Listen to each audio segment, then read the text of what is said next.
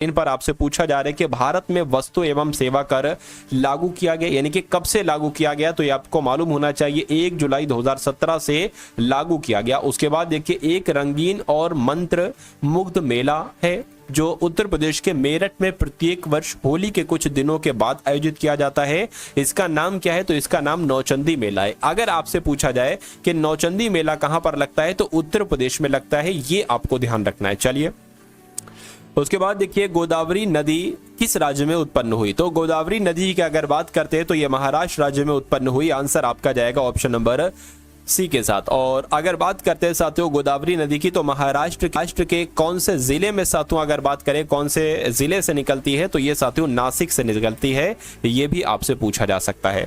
उसके बाद देखिए अगला सवाल है कि किसके जन्मदिन को सुशासन दिवस के रूप में मनाया जाता है। मैं कहूंगा अटल बिहारी वाजपेयी इसका सही जवाब हो जाएगा। क्यों? क्योंकि 25 दिसंबर को इनका जन्म हुआ था और 25 दिसंबर को ही सुशासन दिवस मनाया जाता है। उसके बाद देखिए अगला सवाल है कि निम्नलिखित में से किसे इतिहास के पिता के रूप में जाना जाता है, तो हेरोडोटस की अगर बात करें, हेरोडोटस को साथियों इतिहास का पिता कहा जाता है। राइट आंसर आपका ऑप्शन नंबर ए हो जाता है। उसके बाद देखिए नेक्स्ट नंबर का साथियों सवाल है आपके स्क्रीन पर, देखिए और बताइए सही जवाब क्या होगा। शुक्र ग्रह किस दिशा में घूर्णन करता है, बताइए। तो शुक्र ग्रह की अगर बात करें ये साथियों पूरब से पश्चिम दिशा में घूर्णन करता है, ये आप लोग ध्यान रखेंगे। राइट आंसर आपका ऑप्शन नंबर सी हो जाएगा। उसके बाद देखिए संविधान सभा के अध्यक्ष कौन थे, तो संविधान सभा के अध्यक्ष की बात की गई है तो डॉक्टर राजेंद्र प्रसाद ही संविधान सभा के अध्यक्ष थे। उसके बाद देखिए निम्नलिखित में से कौन सा आंध्र प्रदेश का शास्त्रीय नृत्य है, यानी कि आंध्र प्रदेश का शास्त्रीय नृत्य की अगर बात करें तो कचिपुड़ी हो जाएगा। क्या हो जाएगा साथियों? कचिपुड़ी हो जाएगा। ये आप सभी लोग यहां पर याद रखेंगे। चलिए उसके अलावा आप सभी लोग जानते हैं कि भरतनाट्यम कहाँ है। भरतनाट्यम साथियों तमिलनाडु का है। कहाँ का है? ये तमिलनाडु का है। कथकली की अगर बात करते हैं ये साथियों केरल का है। और ओडिशा कहाँ का है? ये आपका ओडिशा का है। तो इतनी जानकारी आपको होना चाहिए।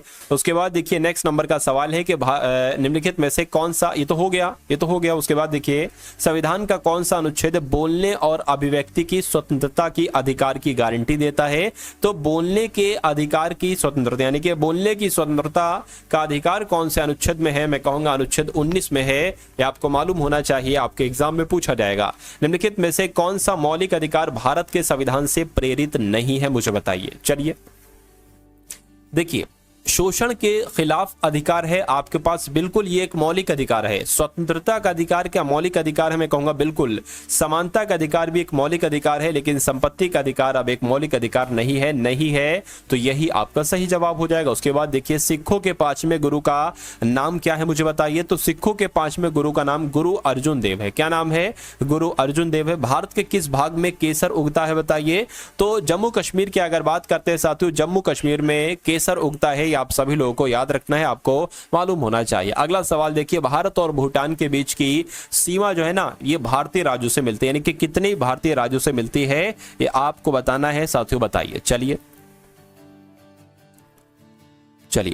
तो आप लोग ध्यान रखेंगे भारत और भूटान के बीच की सीमा 4 भारतीय राज्यों से मिलती है। आंसर आपका डी हो जाता है।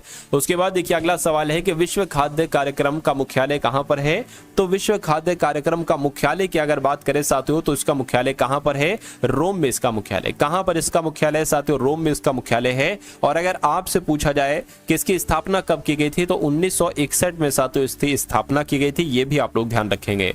उसके बाद देखिए प्योंगयांग निम्नलिखित देशों में से किसकी राजधानी है, तो अगर आपसे पूछा जाए उत्तर कोरिया की राजधानी क्या है, तो उत्तर कोरिया की राजधानी प्योंगयांग है। क्या उत्तर कोरिया की राजधानी है? उत्तर कोरिया की राजधानी प्योंगयांग है। ये आप सभी लोग यहां पर याद रखेंगे भाई, बहुत बढ़िया, वेरी गुड क्लास। चलिए दक्षिण कोरिया की अगर बात करते हैं, दक्षिण कोरिया की राजधानी क्या है, तो दक्षिण कोरिया की राजधानी सियोल है, ठीक है ना।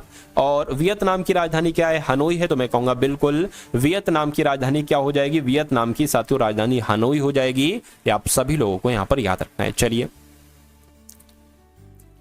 कंबोडिया की राजधानी की बात करें तो नोम पेन है। क्या? नोम पेन, ये आप लोग ध्यान रखेंगे। नोम पेन जो है ना, ये भी कंबोडिया की राजधानी है। उसके बाद देखिए अगला सवाल है कि निम्नलिखित में से कौन सा जीवाश्म ईंधन नहीं है, तो इनमें से कौन सा जीवाश्म ईंधन नहीं है? प्राकृतिक गैस एक है जीवाश्म ईंधन, पेट्रोलियम है, कोयला है, लेकिन लकड़ी नहीं है।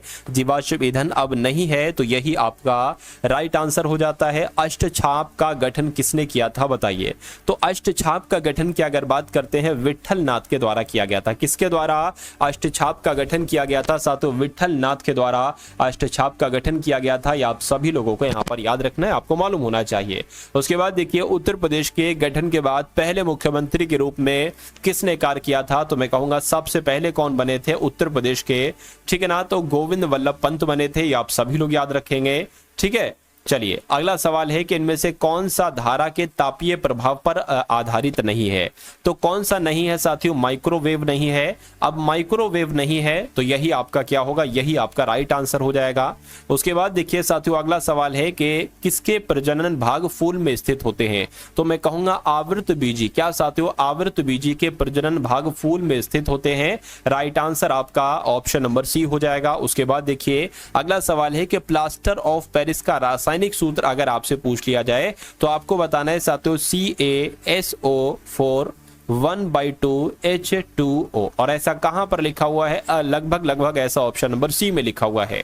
उसके बाद देखिए विद्युत चुंबकों के संदर्भ में कौन सा कथन सत्य नहीं है? तो यह एक अस्थायी चुंबक है, ये तो सत्य कथन है। इसकी क्षमता इसके ध्रुवों के बीच वायु के अंतर के साथ बदलती है, ये भी सही है।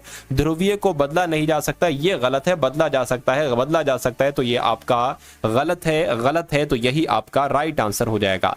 9 ओम, 4 ओम, 12 ओम मान के 3 प्रतिरोध समांतर श्रेणी क्रम में जुड़े हुए हैं। परिपथ के तुल्य प्रतिरोध क्या होगा? ये आपसे यहां पर साथियों पूछा जा रहा है, मुझे बताइए। देखिए समांतर क्रम में जुड़े हुए हैं, ठीक है, और इसका तुल्य प्रतिरोध क्या होगा? तो 9 ओम लिखा है ना, 1/9 कर लीजिए। 4 ओम लिखा है ना, तो 1/4। 12 ओम लिखा है तो साथियों 1/12 हो गया यहाँ पर। अब इसको आपको क्या करना है साथियों? इसको आपको एक तरीके से कैलकुलेट करना है। तो अगर बात करते हैं साथियों इसका, ठीक है, एलसीएम की अगर बात करें क्या आ जाएगा यहाँ पर? 9 हो गया, 4 हो गया साथियों, उसके अलावा 12 हो गया। देखिए 2 से अगर कट करें ये 9 आ गया, ये 2 आ गया, ये 6 आ गया, ठीक है। 2 से अगर कट करे तो ये 9 आ गया, ये 2 एकम 2, ये 3 आ गया। 3 से कट करे 3 3 9, 3 एकम 3 3 फिर आ जाए। 2 दूना 4, 4 3 12, ठीक है, और 12 3 कितना हो जाएगा साथियों? 36 हो जाएगा। तो नीचे आपका 36 आ जाएगा। 9 चौक 36 हो गया, 4 नीम 36 हो गया, 12 3 36 हो गया। कितना आ गया साथियों? ये आपका कितना हो गया? ये तो हो गया आपका 13 और 16/36 हो गया। क्या हो गया साथियों? 16/36 हो गया। 2 से अगर कट करे तो 8 और कितना आ जाएगा साथियों? 18 आ जाएगा। और कट करे तो 4 और 9 आ जाएगा, ठीक है ना। इतनी बात आपको क्लियर है? चलिए देखिए 16 बटे कितना आ गया था? ये आपका 12 हो गया। अच्छा 12 और 4 16 होता है, ठीक है। 36 यहां पर आ गया, 8 आ गया, 36 आ गया, 4 आ गया, 9 आ गया, ठीक है। अब हम निकालना है, क्या निकालना है हमें साथियों? परिपथ का तुल्य प्रतिरोध निकालना है। तो पता ये क्या है साथियों? ये है, ठीक है, ये 1 बटे क्या है? यहां पर पता क्या लिखेंगे? परिपथ का क्या साथियों? परिपथ का तुल्य प्रतिरोध, परिपथ का तुल्य प्रतिरोध। अब ऐसा करो, हमें निकालना है परिपथ का तुल्य प्रतिरोध, लेकिन ये 1 बटे परिपथ का तुल्य प्रतिरोध है। तो हम साथियों क्या कर सकते हैं? हम कर सकते हैं कि 1 को नीचे कर देंगे, ऊपर साथियों परिपथ का तुल्य प्रतिरोध कर देंगे। तो जब ये काम हम करेंगे साथियों तो ये भी उल्टा पलटी हो जाएगी। 4/9 की जगह 9/4 हो जाएगा। तो साथियों परिपथ का हम सिर्फ परिपथ लिख देते हैं। परिपथ बराबर क्या हो जाएगा? 9/4 हो जाएगा। इसको कैलकुलेट कर लीजिए। 4 एकम 4, 4 दूना 8 हो जाएगा। 1 बचेगा, पॉइंट लगेगा, 0 बच जाएगा, ठीक है। और 4 दूना 8 हो जाएगा। तो 2.2 करके आंसर आ रहा है। तो 2.2 कहां पर लिखा हुआ है? तो 2.2 ओम आपका ऑप्शन नंबर बी में है। तो ये क्या होगा? ये आपका साथियों बिल्कुल करेक्ट आंसर हो जाता है। बहुत बढ़िया, वेरी गुड क्लास। अगला सवाल है कि कौन से ऊतक पौधों में भोजन का परिवहन करते हैं? तो जो फ्लोएम होते हैं ना साथियों, फ्लोएम ऊतक, ये पौधों में भोजन का परिवहन करते हैं, आपको ध्यान रखना है। उसके बाद देखिए अगला सवाल है कि व्यापक दृष्टि क्षेत्र के कारण वाहनों में पश्च दृश्य दर्पण के रूप में कौन सा दर्पण पसंद किया जाता है? तो उत्तल दर्पण पसंद किया जाता है। आंसर आपका ए के साथ जाएगा। ठोस पदार्थों के ताप को बढ़ाने पर कणों की गतिज ऊर्जा, क्या लिखा हुआ है? ठीक है ना, कणों की ऑप्शन नंबर ए है, ये बी है, ये सी है, ये डी है। तो आपको मालूम होना चाहिए ठोस पदार्थों के ताप को बढ़ाने पर कणों की गतिज ऊर्जा बढ़ती है। आप लोग ध्यान रखेंगे, सवाल डिक्टो आपसे यही पूछा जाएगा। उसके बाद देख लीजिए नेक्स्ट नंबर का सातों सवाल है आपकी स्क्रीन पर कि जमीन से 20 मीटर ऊंचाई पर रखे गए 10 किलोग्राम द्रव्यमान की स्थिर वस्तु में कितनी ऊर्जा होगी? ये आपको साथियों क्या करना है, ये आपको साथियों बताना है। चलिए तो यहाँ पर साथियों क्या आपका राइट आंसर हो सकता है, देखिए और मुझे बताइए आपका राइट आंसर क्या है। देखिए साथियों यहाँ पर द्रव्यमान आपको दे रखा है, कितना द्रव्यमान आपको दे रखा है, द्रव्यमान साथियों आपको 10 kg दे रखा है, ठीक है ना। उसके अलावा अगर हाइट की बात करें यानी कि ऊंचाई की बात करें, ऊंचाई आपको साथियों यहाँ पर 20 मीटर दे रखी है, ठीक है बी। और स्थितिज ऊर्जा, ठीक है, आप कितनी ऊर्जा होगी, तो स्थितिज ऊर्जा आपसे कहीं ना कहीं पूछी जा रही है, तो स्थितिज ऊर्जा आपसे साथियों यहाँ पर पूछी जा रही है। स्थितिज ऊर्जा बराबर साथियों क्या हम कर सकते हैं, ठीक है ना, हम कर सकते हैं साथियों कि इसकी कितनी ऊंचाई है, ये ऊंचाई हो गई, इसका कितना द्रव्यमान है 10 हो गया, ठीक है, सॉरी ऊंचाई तो कितनी, ऊंचाई 10, ऊंचाई कितनी है, ऊंचाई साथियों 20 है ना, 20 यहाँ पर लिखा है, हाँ बिल्कुल 20 लिखा है, ऊंचाई आपकी 20 होगी, द्रव्यमान 10 kg 10 हो गया। और ये लिखा हुआ साथियों ठीक है जी लिखा हुआ है, ठीक है। गुरुत्वाकर्षण की अगर बात करें तो साथियों 10 मीटर प्रति सेकंड स्क्वायर है, तो यहाँ पर 10 गुना हो जाएगी, तो ये क्या आपका आ जाएगा, ये 2000 आपका आ जाएगा, यानी कि 2000 जूल जो होगी ये स्थितिज ऊर्जा होगी। और यही आपसे पूछा जा रहा था, 2000 जूल आपका जो होगा वो राइट आंसर हो जाएगा। लेकिन अगर इसको किलो जूल में हम बदलें तो साथियों 2 किलो जूल हो जाएगा यहाँ पर। तो 2 किलो जूल कहां पर लिखा हुआ है, ऑप्शन नंबर बी में लिखा हुआ है। नेक्स्ट नंबर का सवाल है कि जब एक बस अचानक शुरू होती है तो यात्री पीछे की ओर धकेले जाने का अनुभव करते हैं, यह निम्नलिखित में से किसका उदाहरण है, तो ये न्यूटन के पहले नियम का उदाहरण है। एक निर्वात में एक पंख और एक सिक्के को गिराने पर कौन सा सबसे पहले जमीन पर गिरेगा, बताइए। क्या सिक्के पहले जमीन पर पहुंच जाएगा, पहले पंखा जमीन पर पहुंचेगा, पंख और सिक्का दोनों एक साथ जमीन पर पहुंचेंगे, तो मैं कहूंगा पंख और सिक्का दोनों एक साथ जमीन पर पहुंचेंगे, ये आपका जो होगा ये बिल्कुल करेक्ट आंसर हो जाएगा।